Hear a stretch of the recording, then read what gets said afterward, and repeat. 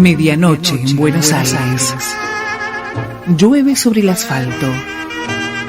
Él lleva sus sueños en las manos. Ella anuncia la sonrisa. Quizás el amor es el último milagro. De la luz y la sombra a vos. Idea y conducción, Alicia Nigro.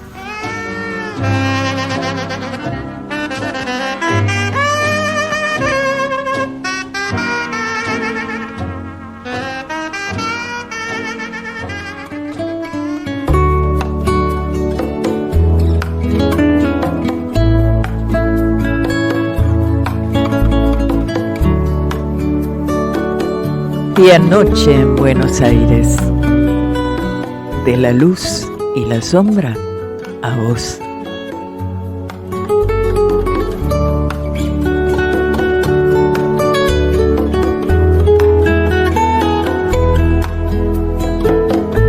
Ir andando sin norte,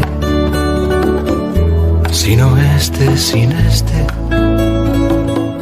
y extraviado del sur. Cómo gira este mundo, de la luz a la sombra, de la sombra a la luz, de la luz y la sombra a ti.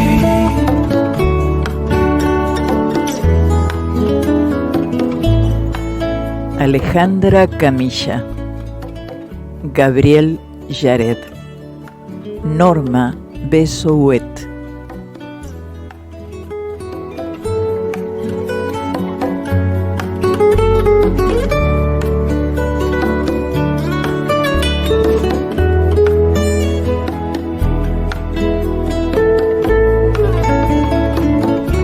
Ir andando sin norte,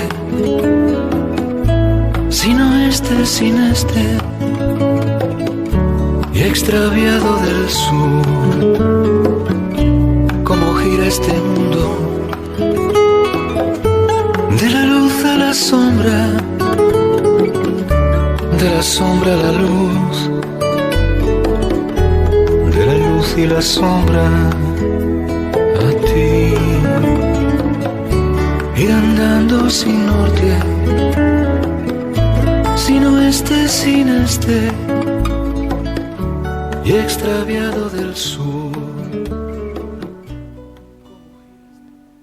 Hay 3 sillas en la galería formando una especie de triángulo en el que seguramente tuvo lugar una conversación, de esas interminables del atardecer en verano. Puede haber habido también un mate, porque a él le encantaba sacar las sillas a la galería cuando los días se hacían más largos y tomar un mate. Esa ceremonia habilitaba cierto estado de ánimo que era raro en él, siempre apurado, siempre tan práctico. Con el mate se ponía filosófico, casi poético. Ahuecaba la mano sobre el viejo mate de madera, eso sí, con bombilla de plata, y sin mirarnos hablaba como para sí mismo, o como para que sus palabras flotaran en el aire y no se las llevara el viento.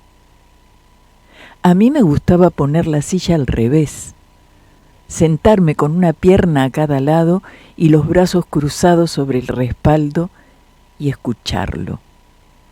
En esas charlas necesito tener algo entre las manos, el respaldo de la silla, un almohadón, un gato, un vaso. Él no necesitaba apoyarse en nada. Su cuerpo tenía una solidez como de montaña. Se imponía, como ahora su ausencia, en esas sillas que conversan solas en la galería.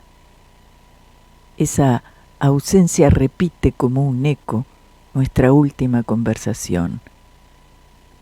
Me había hablado de los serbios y los bosnios, y me dijo que el mundo había estado en paz 56 días en toda su historia. Me pareció un número extraño. Todas las guerras me resultan lejanas. Él dijo que en tanto hubiese alguien en guerra, mi paz no iba a estar completa. Siempre decía frases que parecían ponerme en evidencia, no tanto frente a él como frente a mí misma.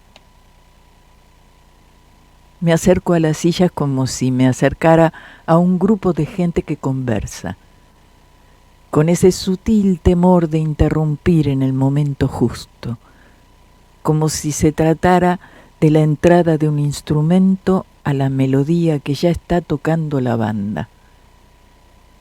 Entrar sin que se note es cuestión de ritmo, pero entrar en el silencio es imposible. Y así me quedo un rato, sola entre las sillas. No me atrevo a sentarme. Sería como sentarme encima de alguien, sin pensar y como tantas otras veces, haciendo lo que se supone que debo hacer, acomodo las sillas. Las tres como las ponía María, mirando hacia afuera, equidistantes, como la fila de un teatro imaginario que mira el espectáculo del viento en los aromos. De repente, veo que en ese orden no hay nada humano, ni siquiera fantasmas. Ahora estoy más sola. Rápidamente vuelvo a poner las sillas como estaban, imitando ese pequeño círculo cálido. Pero la magia no ocurre. Es solo un nuevo orden tan vacío como el anterior. ¿Qué es lo que falta? Levanto una de las sillas unos centímetros del piso y vuelvo a ponerla en el mismo sitio como clavándola. ¿Qué es lo que hago mal? ¿Por qué desapareció mi padre y no me habla sentado en estas sillas, como hasta hace un rato?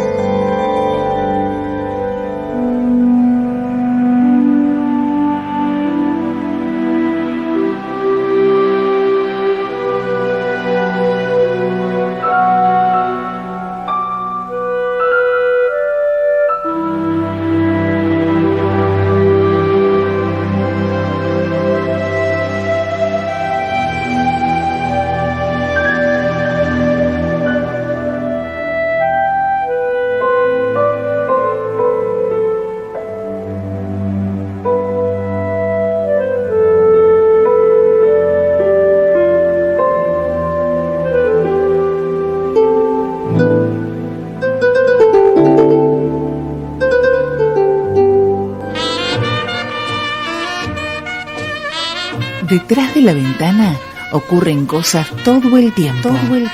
En el silencio de tu habitación, un libro, una música, un recuerdo.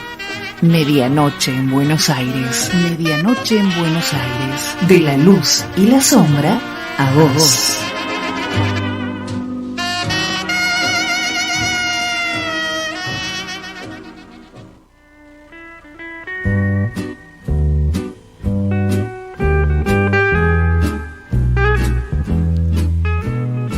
Estamos en Buenos Aires.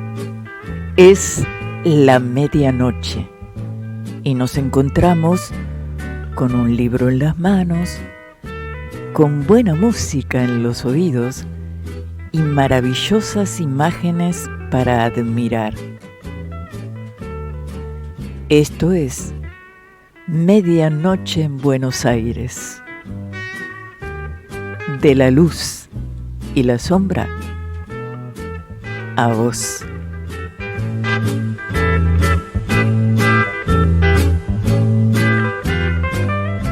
Hoy, en las letras, Alejandra Camilla. En la música, Gabriel Yared. En las imágenes, Norma Besouet.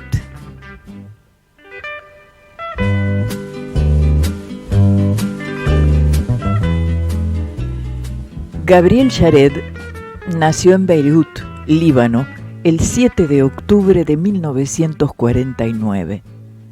Músico, compositor, su talento es muy apreciado en el cine francés y estadounidense, por ejemplo, en las bandas sonoras de Betty Blue, en El Amante y Camille Claudel, y en películas dirigidas por Anthony Minghella.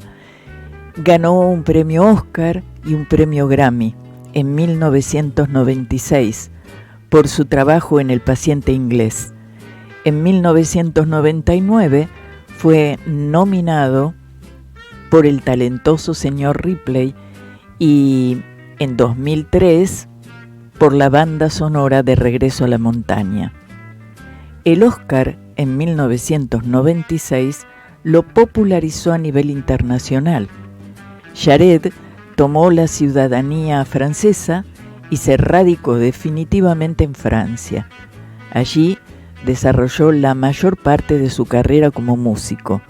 En su niñez mostró una marcada vocación musical, por lo que sus padres lo acompañaron a los 7 años en el aprendizaje de acordeón.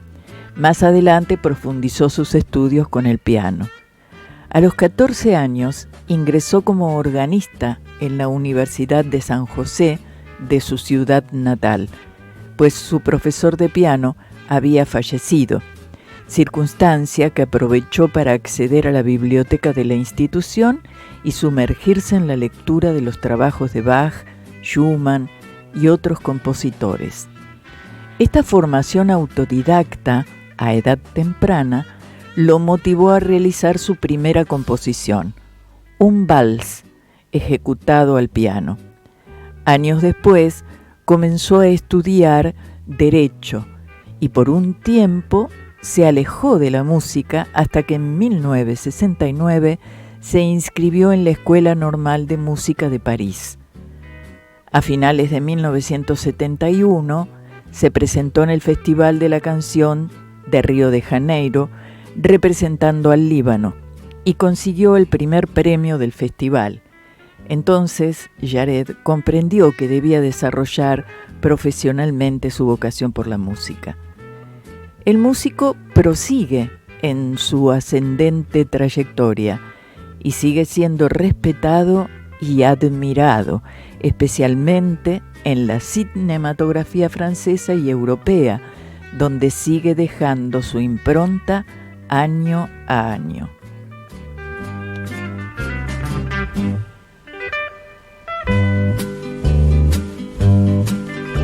Norma Besouet, artista visual argentina, nació el 15 de octubre de 1940 y falleció el 11 de junio de 2018. Supo expresarse maravillosamente en la pintura, en el dibujo y en el grabado. En 1970 ganó el Gran Premio del Salón Nacional Argentino. En sus trabajos puede observarse una tendencia hacia el surrealismo y el simbolismo en una especial combinación con técnicas renacentistas, generando así un lenguaje que le es propio y la distingue. Si nos internamos en el mundo pictórico de Norma Besouet, nos encontraremos con la ilusión y la metáfora. La crítica especializada señala ciertos puntos de encuentro entre su obra y la de las artistas latinoamericanas del realismo mágico como Leonor Fini, Remedios Varo y Leonora Carrington. En cuanto a su formación, Norma estudió en la Escuela Nacional de Bellas Artes Manuel Belgrano y en la Escuela Nacional de Bellas Artes Prilidiano Pueyrredón, siendo sus maestros Jorge Krasnopolsky, Ideal Sánchez y Aida Carballo. En 1972 continuó sus estudios en Londres. En 1973 se estableció en Florencia y más tarde en Barcelona, donde vivió desde 1976 hasta 1981. Vivió en Nueva York entre 1981 y 2015, año este último en el que regresó a Buenos Aires definitivamente. Desde 1966 expuso en Boston, Caracas, Nueva York, Buenos Aires, Madrid, Ámsterdam y Sao Paulo, entre otras ciudades. En 1989 y 1991 obtuvo la beca Grant de la Fundación Pollock Krasner y en 1988 el premio a la excelencia de dibujo de la Competición Nacional de Trabajos en Papel del Colegio Nassau de Nueva York. Sus obras figuran en colecciones privadas de Argentina, Europa y Estados Unidos, y en colecciones públicas en museos como el Museo de Arte Contemporáneo de Caracas y el MoMA de Nueva York.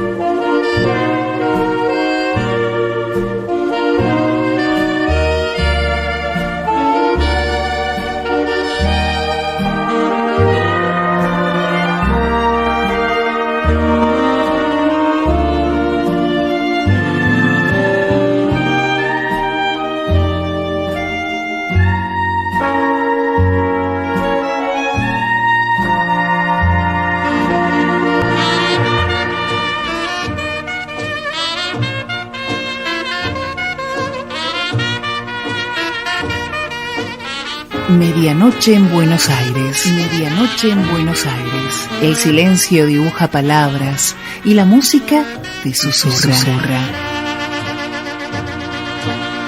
De la luz y la sombra a vos.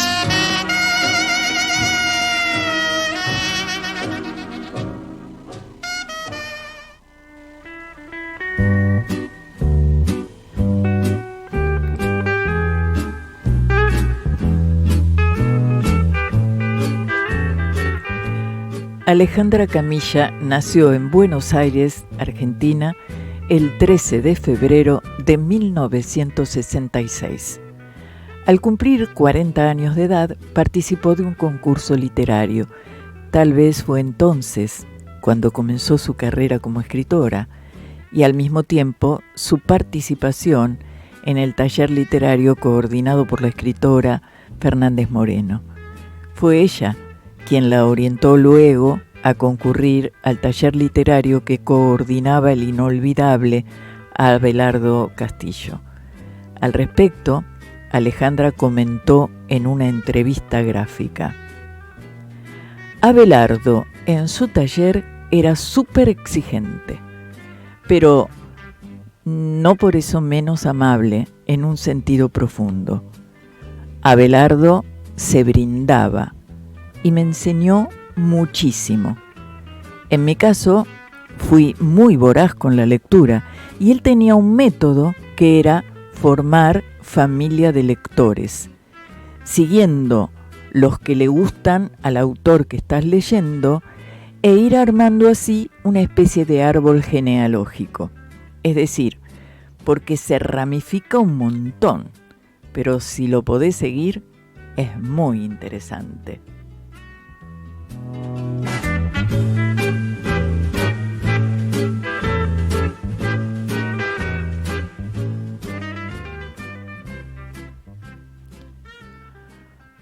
Hoy es jueves y los jueves almorzamos juntos. Hablamos mucho, o lo que para nosotros es mucho.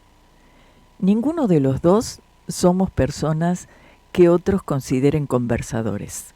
A veces hasta almorzamos en silencio. Un silencio cómodo, liviano, como el aire del que está hecho y en el que se expresa mejor el sabor de lo que comemos. Algunas otras veces, cuando hablamos, las palabras van formando pequeños montículos que lentamente se transforman en montañas. Entre una y otra hacemos silencios largos, valles en los que pensamos como si anduviéramos. Es sabido que las conversaciones y la música están hechas también de sus silencios. Elegimos un restaurante que es una casa antigua en San Telmo. Tiene un patio en el centro, un cuadrado de cielo propio, nubes diferentes todo el tiempo. La conversación con mi padre avanza a un paso tranquilo, como en un paseo. De repente, en medio de una frase, él dice: limpiar arroz. Y junta las manos haciendo un aro con los dedos y las mueve arriba y abajo como si golpeara algo contra el borde de la mesa. Lo que ocurre de repente no es que él diga esas palabras, sino que yo me doy cuenta de que no sé cómo se limpia el arroz. Lo que ocurre de repente es que me doy cuenta de que sé muchas cosas de él así, sin saberlas, apenas intuyéndolas.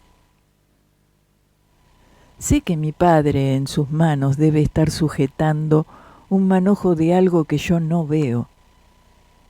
Busco en mi memoria los campos de arroz que vi en Japón e imagino que el manojo debe ser de esa especie de juncos verdes. Deduzco torpemente que el arroz debe estar adherido a las plantas y al sacudirlo debe caer, como pequeños frutos o semillas. Así, viendo los gestos de mi padre, puedo llegar al pasado, a Japón, o a la historia de mi padre, que es la mía. Como miro cuadros impresionistas, sin buscar los detalles sino la luz, la idea. Como conozco los árboles de la vereda de mi casa, sin saber sus nombres, pero sin poder imaginar mi casa sin ellos en las ventanas.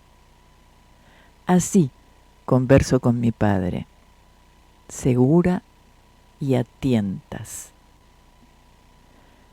Él dice, por ejemplo, que este país es un niño, 200 años apenas. Y junto al niño, yo veo a un Japón viejo, con manos en los que la piel cubre y descubre la forma de los huesos.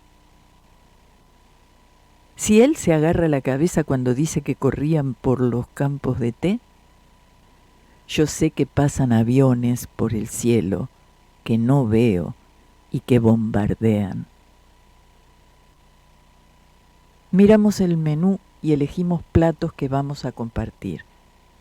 Mi padre nunca se acostumbró a comer un solo plato. Fue mi madre la que se acostumbró a preparar varios platos para cada comida. Después hablamos de libros. Él está leyendo Las Benévolas, un libro que lleva consigo a donde va. Mi padre siempre lleva un libro y un diccionario con él. A mí, que nací y me crié en Argentina, me da pereza buscar palabras en el diccionario. A él, no. El español de mi padre japonés es más vasto y más correcto que el mío. Me cuenta que fue a hacerse unos estudios que le ordenó el médico y mientras esperaba leyó unas cuantas páginas. ¿Qué estudios?, le pregunto. Una biopsia, responde. Tengo miedo, un miedo espeso. Siento lo que está al acecho y una certidumbre parecida a la de que al día lo sucede la noche. Una especie de vértigo. Todo lo que no pregunté en años vuelve a mí. Cada pregunta vuelve y trae otras. Quiero saber por qué mi padre eligió este país niño. Quiero saber cómo fue el día en que mi padre supo que había comenzado la guerra. Cómo fueron cada uno de los días que siguieron hasta el día en que llegó a esta tierra. Quiero saber cómo eran sus juguetes y su ropa, cómo era ir al colegio durante la guerra, cómo era el puerto de Buenos Aires en los 60. Si le escribía cartas a mi abuela, ¿qué decían? Quiero saber los colores, las palabras, el olor de la comida, las casas en las que vivió. Una vez me contó que cuando recién había llegado, no se metía en la bañadera, sino que se lavaba fuera de ella, y solo se sumergía en el agua cuando estaba limpio, porque ese es el modo en que se hace en Japón. Como esas, quiero que me cuente más cosas, muchas, todas. Quiero que me cuente cada día, para que no lo sople el tiempo, tal vez para escribirlo, dejarlo agarrado con tinta a un papel para siempre. ¿Por dónde empezar? ¿Dónde empiezan las preguntas? ¿Cuál es la primera? Busco por dentro como si corriera perdida en ese valle de silencio que se ha abierto de repente entre las palabras. Perderse en un lugar tan vasto se parece a un encierro. Cuando dejo de buscar, veo la pregunta frente a mí como si me hubiese estado esperando. Miro a mi padre y digo mi pregunta. Él sonríe, toma un papel de entre las hojas de su libro y saca un lápiz negro del bolsillo del saco que llevaba puesto. Dibuja líneas muy juntas, algunas paralelas y otras que se entrecruzan. Luego otra, perpendicular y ondulada, que las corta cerca de un extremo. Son las plantas de arroz en el agua. Después hace unos círculos muy pequeños en las puntas, los granos. Me dice que se van llenando y vuelve a trazar líneas, pero en lugar de rectas, curvas en los extremos. Las plantas cuando el arroz madura. Cuanto más lleno está uno, cuanto más educado es, más humilde debe ser. Dice, uno debe inclinarse como la planta de arroz por el peso de los granos. Luego extiende las manos y los brazos y los mueve paralelos al piso. Se colocan grandes telas sobre el campo, dice. Yo las imagino blancas, ondulándose apenas como se mueve el agua cuando es mansa. Él vuelve a poner las manos como si agarrara un pequeño atado y lo sacude como hizo antes, contra el borde de la mesa. Ahora veo claramente. Casi puedo tocar los granos de arroz que se desprenden.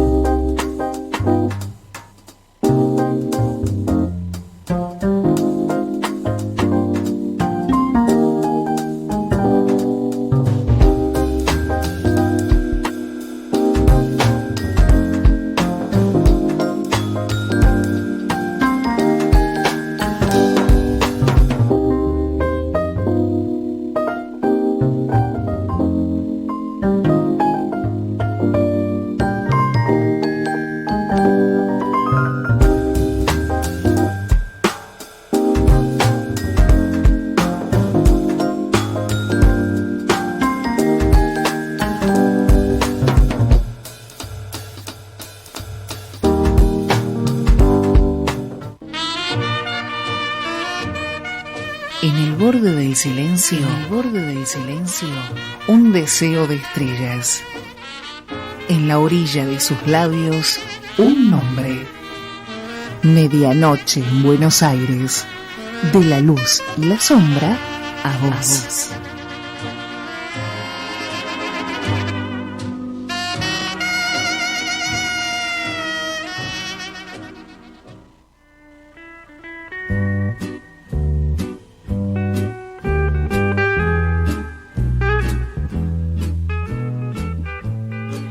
En 2015, Alejandra Camilla publicó su primer libro de cuentos. Los árboles caídos también son el bosque. En 2019 publicó El sol mueve la sombra de las cosas quietas, su segundo libro de cuentos que el periodista Ángel Berlanga calificó como excelente. En 2023 publicó su tercer libro de cuentos, La paciencia del agua sobre cada piedra. Susana Mitchell, para Infobae, dijo de esta obra: una obra deliciosa, escrita con impronta poética. En 2024, la editorial Eterna Cadencia reeditó sus dos primeros libros. Ese mismo año, Alejandra Camilla recibió un premio Conex en la categoría de cuento por el periodo 2019-2023. Con éxito, algunos de sus relatos fueron adaptados a la dramaturgia. Sus primeros relatos fueron premiados por la Universidad Católica Argentina, SUTER, en 2007, en 2008 por la Feria del Libro de Buenos Aires, en 2009 por el Fondo Nacional de las Artes, en 2012 recibió el premio Horacio Quiroga, en el mismo año el otorgado por la Fundación Victoria Ocampo y en 2014 el otorgado por Unicaja. Alejandra Camilla logra atrapar al lector con un lenguaje poético y narraciones que invitan a la reflexión, revelando un trasfondo filosófico, a veces metafísico. En su obra habitan imágenes y frases inolvidables, empapadas de la cultura japonesa, y en su decir tan particular, los temas que aborda, la soledad, el tiempo, los ancestros, la naturaleza, universalizan su escritura. En una entrevista dijo Alejandra: de chica tenía un diario.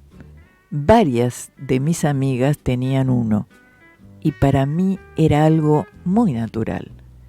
Después pasé a la agenda y escribía cartas. En la casa de mis padres y en la de mis abuelos había libros, estaban ahí, pero yo podría no haberlos tomado, y lo hice, y me tomaron. Los primeros que recuerdo son un libro de cuentos tradicionales rusos y también unos evangelios apócrifos.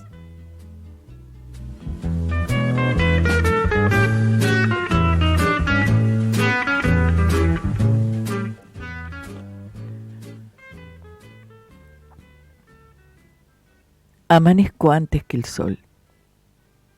Camino descalza por la casa y me siento frente a la ventana. El verano se está yendo. Ahora todo parece quieto, como pasos, algo late. Miro la palabra parto por todos lados, como si fuera un cubo.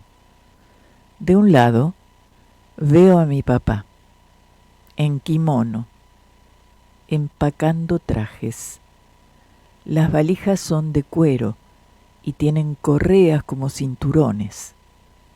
Las paredes son de papel de arroz y las puertas corredizas. Puedo ver la escena completa. Es suave. Doy vuelta el cubo y pienso que él partió no cuando salió de Japón, sino cuando decidió quedarse en Argentina. De esa escena me falta una pieza. Hay algo en esa decisión que no entiendo. Miro el otro lado de la palabra parto. También es el acto de llegar a la vida. Una sabe cuándo es el momento, no por los cálculos del médico, sino porque una lo reconoce como se reconoce a alguien a quien se espera apenas se dibuja su silueta, o antes. Una acepta lo que siente. El médico da una fecha como una sentencia. Decido no ir a trabajar, me quedo todo el día en casa. No como y camino de un lado a otro como los leones en las jaulas. Soy el león y soy la jaula que lo encierra. Pienso en mi infancia. Me di cuenta de que éramos diferentes cuando fui al colegio. Los otros chicos se estiraban los ojos con los índices y me decían china. Yo les decía que era japonesa y ellos decían que era lo mismo. Yo no les respondía. No entendía por qué decían eso, ni muchas otras cosas. Me gritaron, me empujaron y algunos me golpearon. Todos ellos parecían muy enojados conmigo.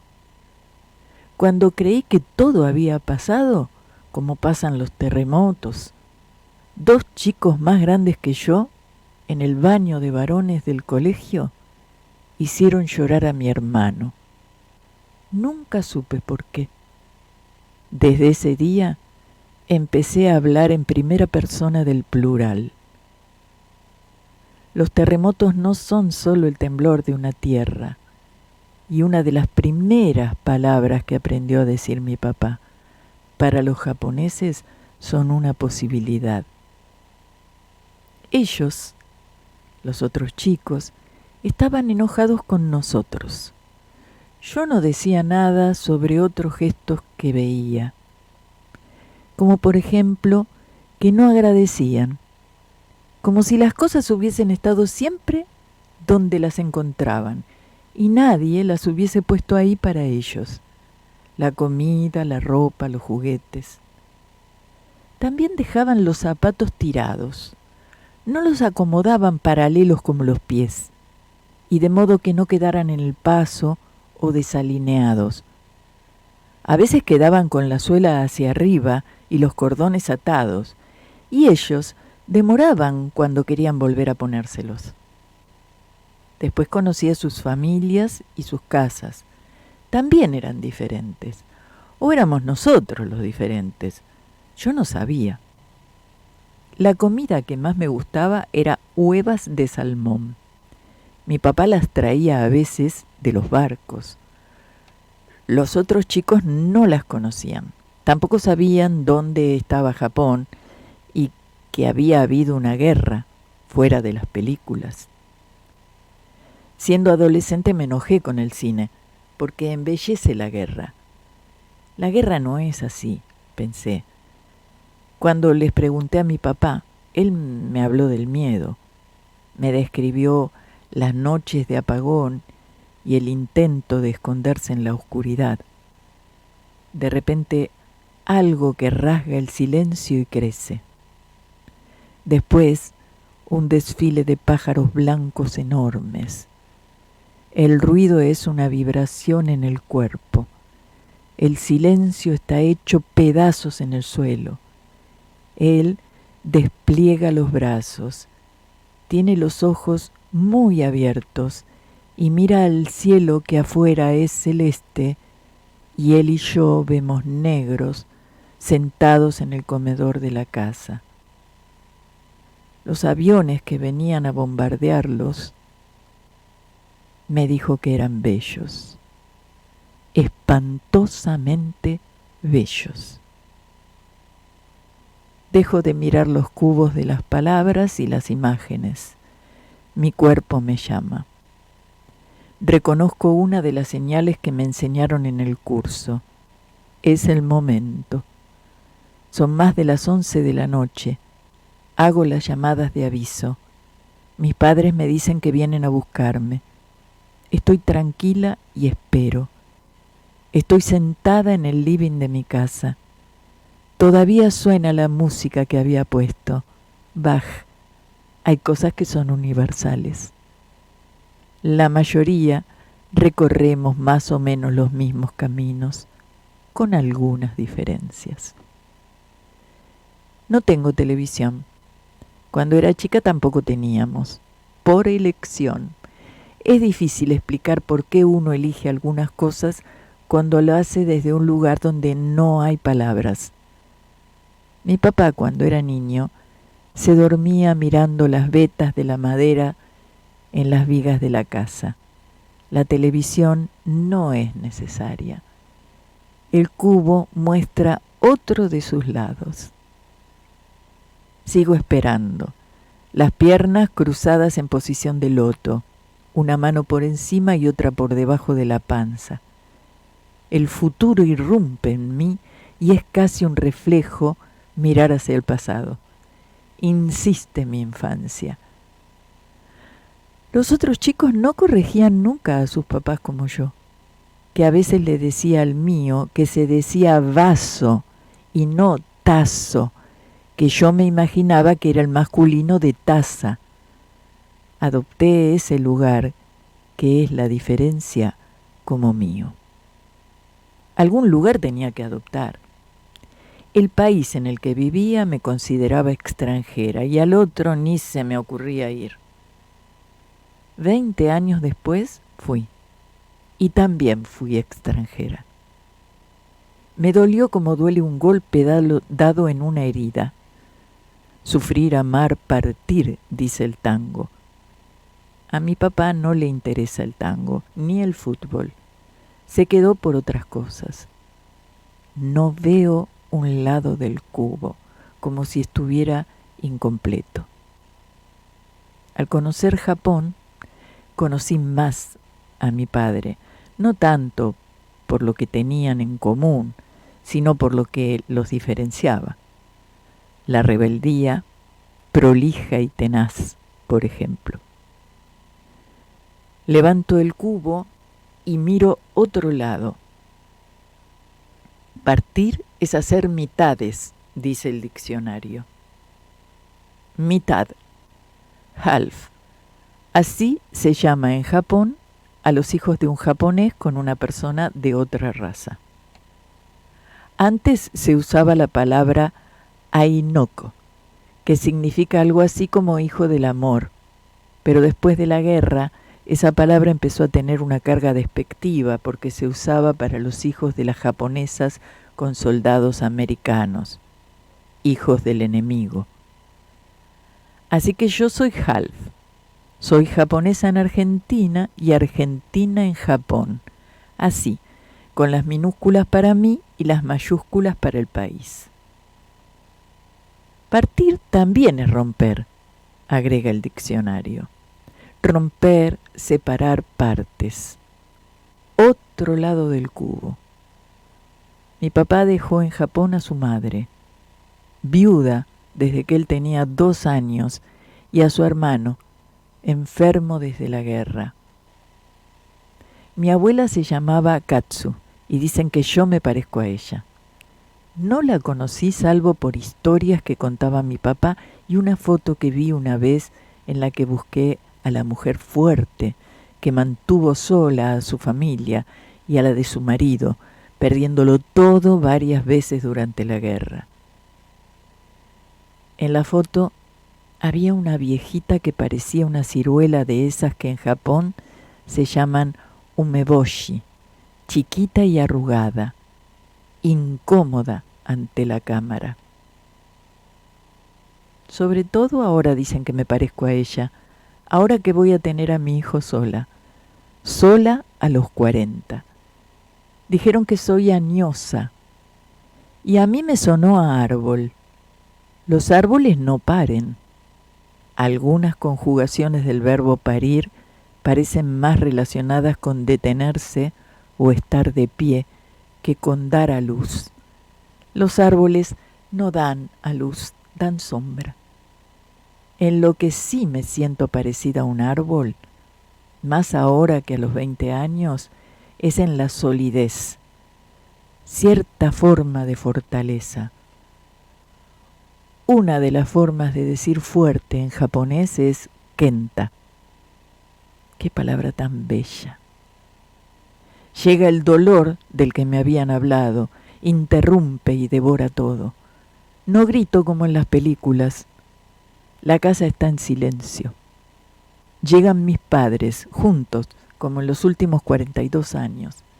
Se casaron a los pocos meses de conocerse. Mi papá tuvo un solo invitado a su casamiento, un empleado de la empresa para la que había venido a trabajar. Mi mamá, en cambio, tuvo cientos, porque estaba en su ciudad, y esa ciudad era chica. Casarse con un japonés era lo más raro que alguien podía hacer en Necochea. Una vez leí que la forma más extrema de la exogamia es casarse con alguien de otra raza. Después vinieron a vivir a Buenos Aires. La oficina en la que trabajaba mi padre estaba en La Boca, cerca del puerto, en el que entraban los barcos pesqueros que atendía. Él tenía 2 jefes. Para un japonés, un jefe no es lo mismo que para un argentino. Las jerarquías se graban de un modo profundo. No es un orden caprichoso, es algo férreo. Los jefes le dijeron un día que trajera a su mujer para cenar juntos. Mi papá le dijo a ella el día y la hora. Iban a esperarla en la puerta de la agencia.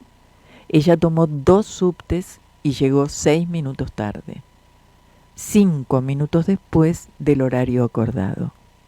Los jefes dijeron que iban a ir caminando hacia el lugar, que ella fuera cuando llegara. Mi papá se quedó a esperarla. Ella llegó unos minutos después. Los jefes caminaron unos metros por delante sin darse vuelta. Mis padres detrás. Los jefes estaban ofendidos por la demora de mi madre por sus modales. Mi papá estaba entre ambos, partido o multiplicado. Ella siempre lo acompañó, como acompañan las paredes de una casa al techo. Siempre estuvo de un modo casi invisible, como en esto que escribo, y a veces me parecía más japonesa que él. Ella toma el tiempo entre un dolor y el otro. Mi papá maneja. Recostada en el auto veo pasar plátanos, tipas, arces. El dolor los borra. En su lugar deja un desierto sin árboles. Partir es dividir. Dividir es saber cuántas veces cabe un número en otro. ¿Cuánto cabe en uno? 1, punto de partida. Allí cabe todo. Mi padre eligió quedarse en esta tierra por mi mamá y otros motivos. Los busco. Una vez me dijo que se había quedado por el puente que está frente a la Facultad de Derecho en la avenida Figueroa Alcorta, y porque en un bosque del sur, creo que en Bariloche, los árboles que se caen no son retirados, sino que se dejan para que formen parte del paisaje. Los árboles caídos también son el bosque. La idea de la muerte siempre fue diferente en mi casa. No era lo opuesto a la vida, sino una parte de ella. Puedo hacer una lista de palabras que en mi casa tenían un significado diferente al que tenían afuera. Muerte, yo, invierno, otro, sal, esfuerzo, palabra, beso, honor, abuelo, espera, té, trabajo, comer, silencio, aceptar, dolor. La partera dice que no debo tener contracciones porque si no estaría quejándome. Mi madre le dice que yo no me quejo y me da la mano. Mucha gente se queja del tiempo. Jamás escuché en casa de mis padres quejas sobre el sol, la lluvia, el viento, el rocío, la escarcha. La partera hace el control y antes de terminarlo llama al anestesista y al obstetra de urgencia. suelto la mano de mi madre. 1 hora después, mi bebé está en mis brazos. Solo puedo decir las mismas frases ya dichas por todas las mujeres al ver a su hijo. El médico llena una planilla sin mirarme. El nombre pregunta, ahora mirándome. Veo mi sangre en los guantes que aún tiene puestos. Busco adentro. Kenta, respondo. Vuelvo a decir el nombre para dárselo a mi hijo. Suave y firme, repito, Kenta. Siento que soy una parte de algo mucho más grande. Algo que empezó del otro lado del mundo, donde la gente acomoda los zapatos cuando se los saca y sigue acá, donde la gente los deja como quiere.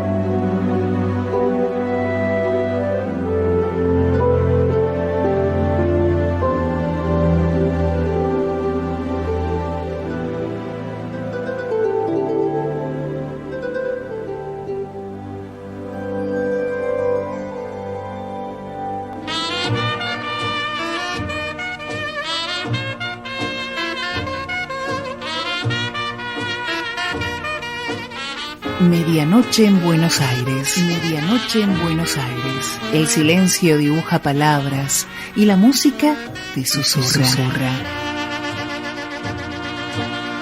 De la luz y la sombra a vos.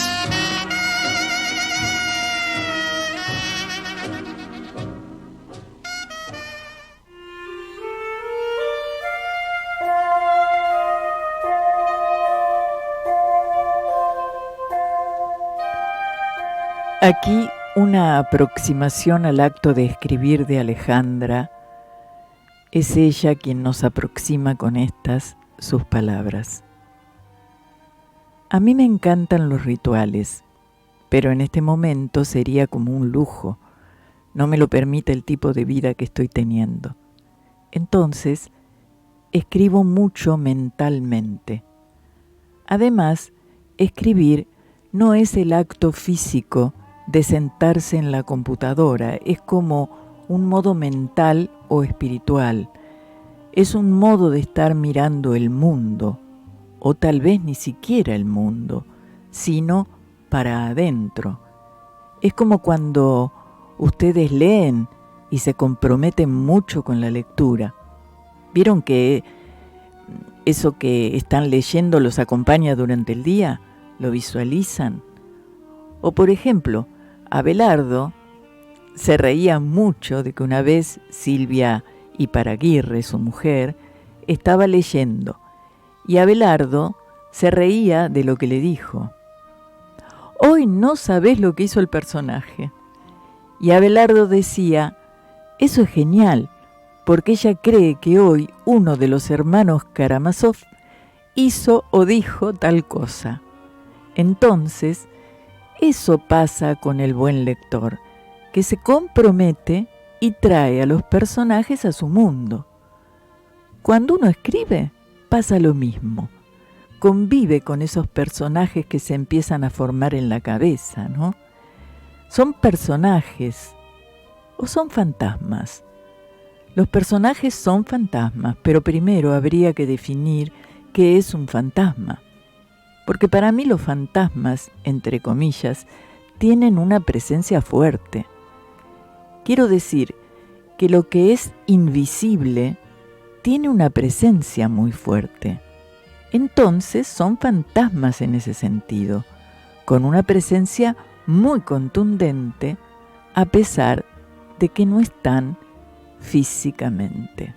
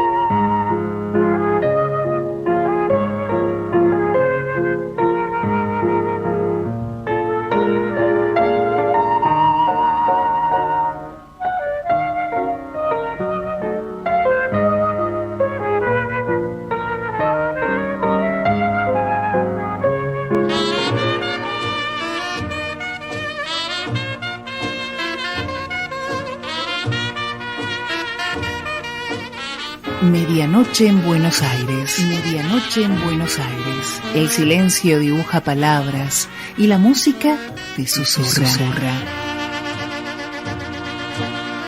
De la luz y la sombra a vos.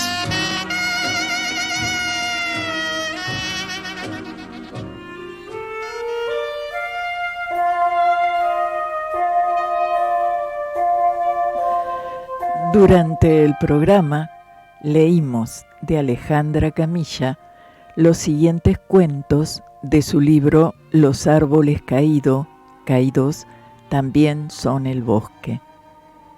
3 sillas, arroz, partir.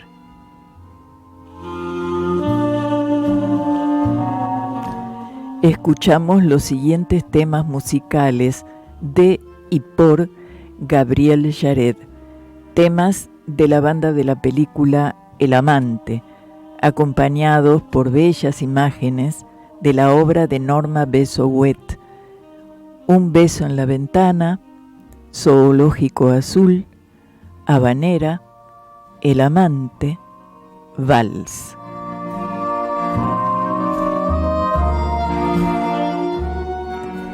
Nos vamos con el tema que nos abrirá la puerta cada noche de viernes a las 24. De la luz y la sombra, a ti, Luis Eduardo Aute, con el asesoramiento artístico técnico de Pablo Duarte y desde la operación técnica en su puesta al aire.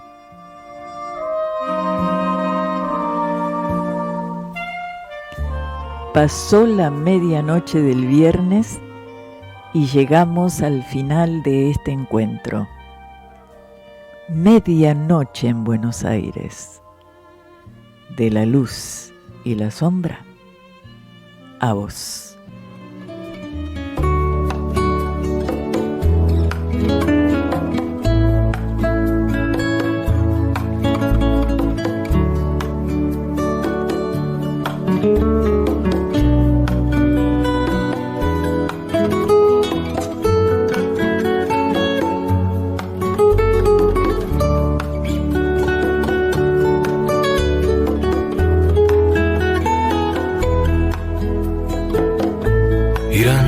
Sin norte, sin oeste, sin este, y extraviado del sur, cómo gira este mundo, de la luz a la sombra, de la sombra a la luz, de la luz y la sombra, a ti.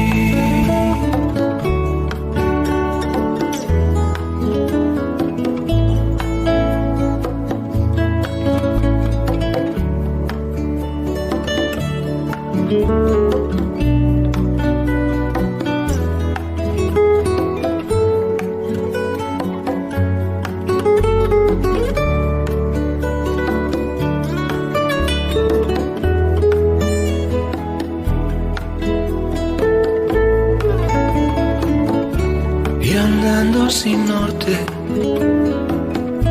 sin oeste, sin este, y extraviado del sur, cómo gira este mundo, de la luz a la sombra, de la sombra a la luz, de la luz y la sombra, a ti. Ir andando sin norte, sin oeste, sin este, y extraviado del sur.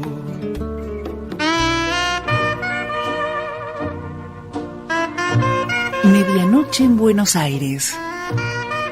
De la luz y la sombra a vos. Bajo esta luna, bajo este cielo, en un vuelo de gorrión, nos volveremos a encontrar la próxima semana entre músicas y palabras.